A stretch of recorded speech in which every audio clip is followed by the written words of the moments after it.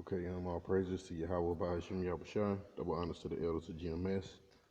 Salutations to all the Akim out there pushing this truth and sincerity.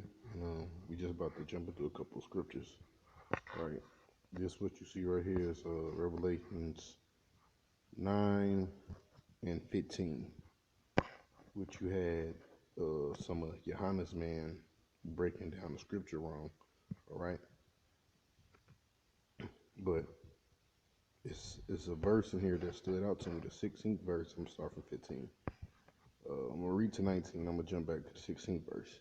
It says, "And the four angels was loose, which were prepared for an hour, and a day, and a month, and a year, to slay the third part of men." All right. And we know the third part of men are what? The Edomites. Okay. And the number of the army of the horsemen were 200,000 and thousand. I heard the number of them, and thus I saw the horse in the vision, and set them having breastplates of fire, and jacinth and brimstones. The head of horses were the head of lions, and out of their mouth was issue fire and smoke and brimstone. All right. Now you had one of Nate's man, and I think it was not Nate's, but Johanna's man. What's his name?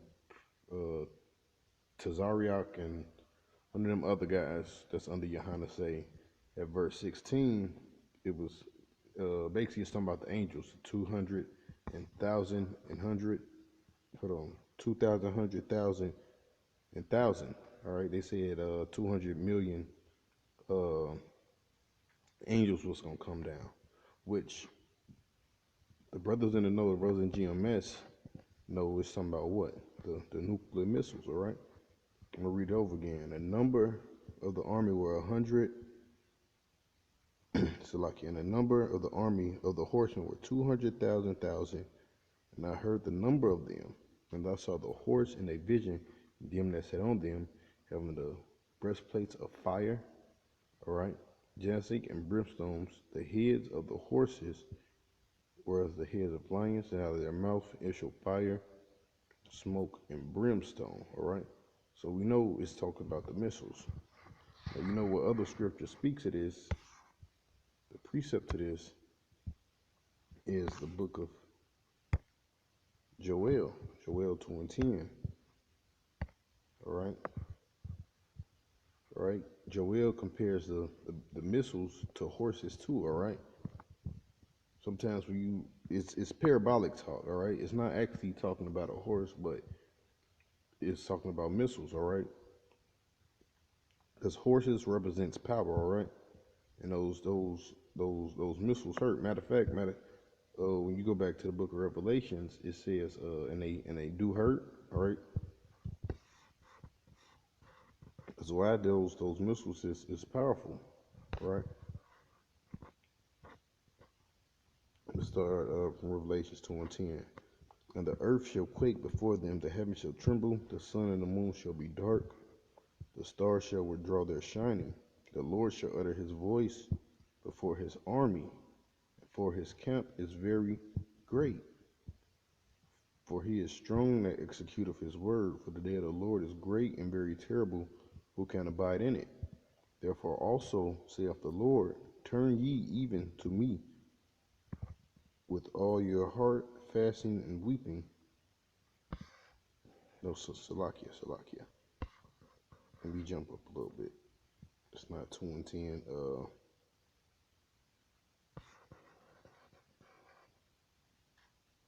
right, Salakia. This is Joel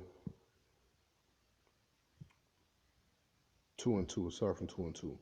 "A day of darkness, a day of gloominess, a day of clouds of thick darkness, a morning spread upon the mountains, a great people and a strong.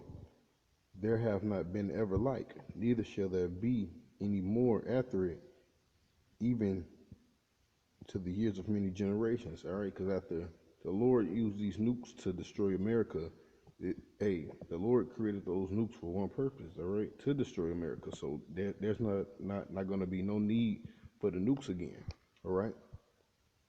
A fire before them, Salakia, a fire devoureth before them, behind them a flame burneth. The land is as the Garden of Eden before them, all right?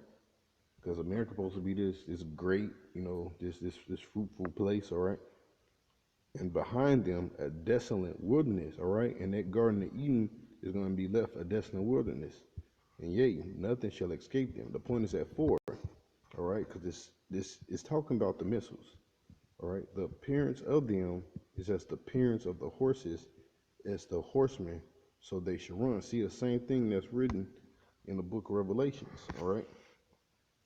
It compares the nukes to missiles. And first of all, the missiles represent, when they use the word horses is known for power, all right, in the ancient world. So when the prophets was writing this down, they was trying to describe it the best way they knew how, all right,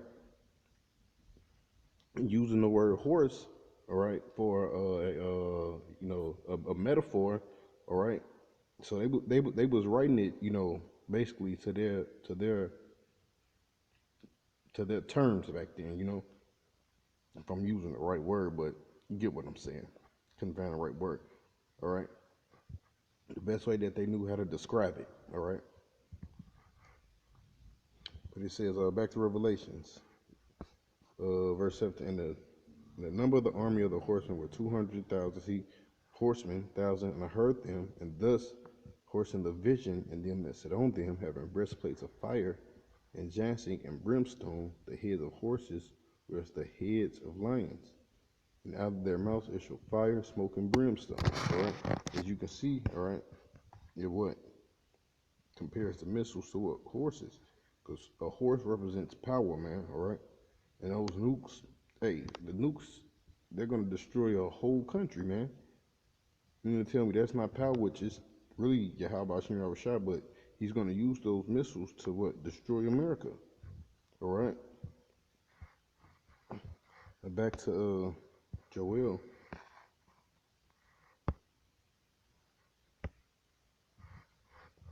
Joel,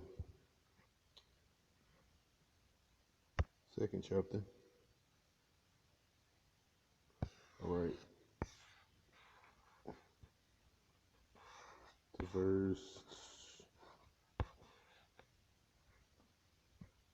Yes, the appearance of them is just the appearance of horses. As horsemen, they shall run. Like the noise of chariots on the top of mountains, they shall leap. The noise of the flame of fire devours the stubble as a strong people set in a array. You see? You mean to tell me it's going to be actual horses on fire destroying things? No. It's parabolic talk, something about the missiles. For the face, the people shall be much pain, and all faces shall gather blackness. They shall run like mighty men. They shall climb the wall. All right, so you mean to tell me these horses is climbing walls now? No, it's talking about the missiles. Just fucking destroying everything, man. They shall climb the wall like men of war. They shall march every one on his ways. They should not break their ranks.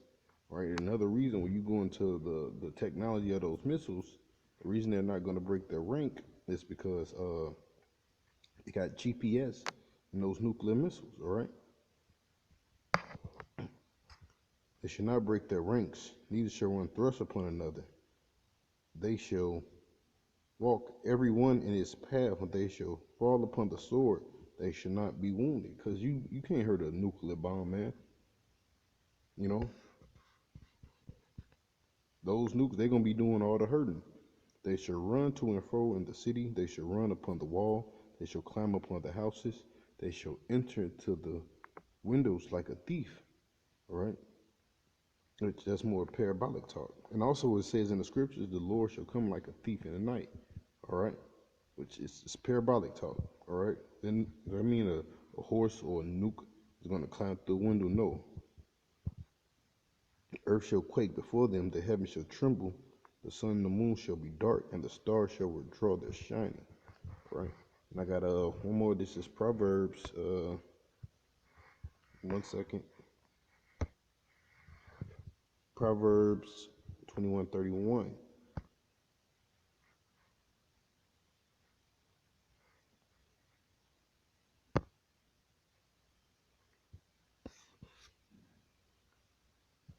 right. Proverbs 21 and 31. The horse is prepared against the day of battle. All right.